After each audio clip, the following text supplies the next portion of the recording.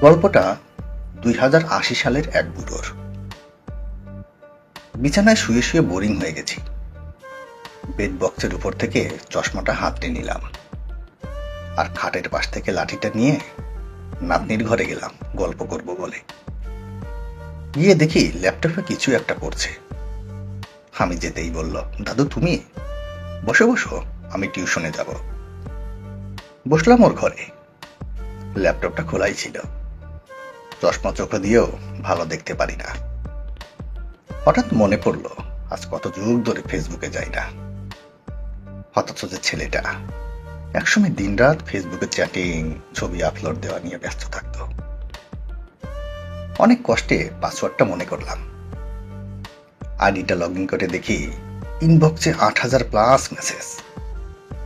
আইডিটা চেনাই যাচ্ছে না, সব অপরিচিত লাগছে। ফ্রেন্ড সংখ্যা ছিল 4700 সামথিং, কিন্তু এখন চ্যাট লিস্টে আছে 28 জন। বৃদ্ধ হয়ে যাওয়ায় হয়তো ওরা আবার ফেসবুক চালায় না। ইনবক্সে ঢুকতে আমার ক্লোজ কয়েকটা ফ্রেন্ডের মেসেজ, বন্ধু শরীরটা ভালো নেই, বেশি দিন হয়তো বাঁচব না। মেসেজটা ছিল 5 বছর আগের। খবর পেয়েছি 4 বছর আগেই সে মারা গেছে। আমার প্রিয় মানুষটিও 9 বছর আগে মারা গেছে। গ্রুপে ফ্রেন্ডের সাথে কত মজা আড্ডা সবই পড়ে আছে, মাত্র অধিকাংশই মারা গেছে। এরপর চ্যাট লিস্টের একদম শেষে পেলাম তার মেসেজ। হ্যাঁ, আমার সেই পুরনো একতরফা ভালোবাসা। ওর কোনো খবরই জানি না। কত ভালোবাসতাম দুজন দুজনকে, কিন্তু ভাগ্যের পরিহাসে বিয়েটা হয়নি। আজ অনেকদিন পর তার কথা মনে পড়ছে। তার আইডিটাই ঢুকলাম।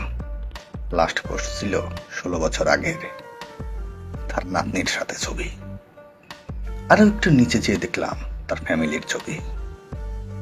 সে তার স্বামী, মেয়ে, ছেলে আর নাতি নাতনি, খুব হ্যাপি ফ্যামিলি। ওকে যেদিন শেষ দেখেছিলাম চুলগুলো সেই রকম স্টাইল দেওয়া, পরনে লাল শাড়ি ছিল।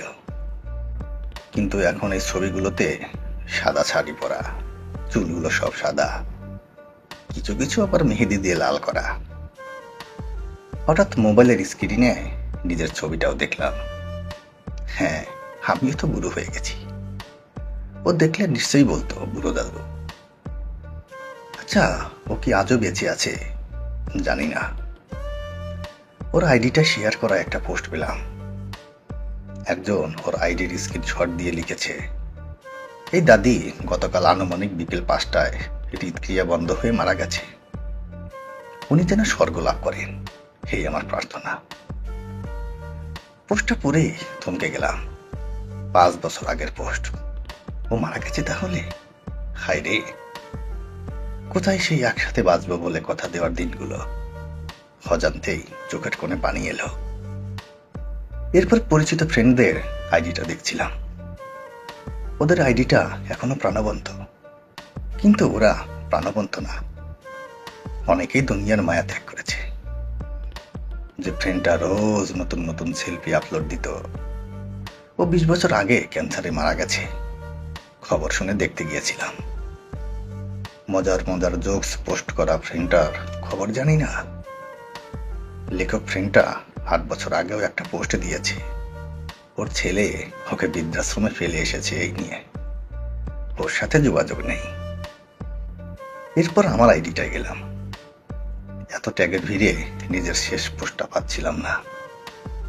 এই তো অনেক কষ্ট করে খুঁজে পেয়েছি। 33 বছর আগে আমার স্ত্রী আর মেয়েকে নিয়ে ঘুরতে গেছিলাম। সেইখানকার কয়েকটা পিক। আরো প্রিভিয়াস পোস্টগুলো পড়ে হাসলাম, কখনো কাঁদলাম। হঠাৎ নাতনি ডাক দিল, দাদু আমি রেডি, টিউশনে যাব, ল্যাপটপ দাও।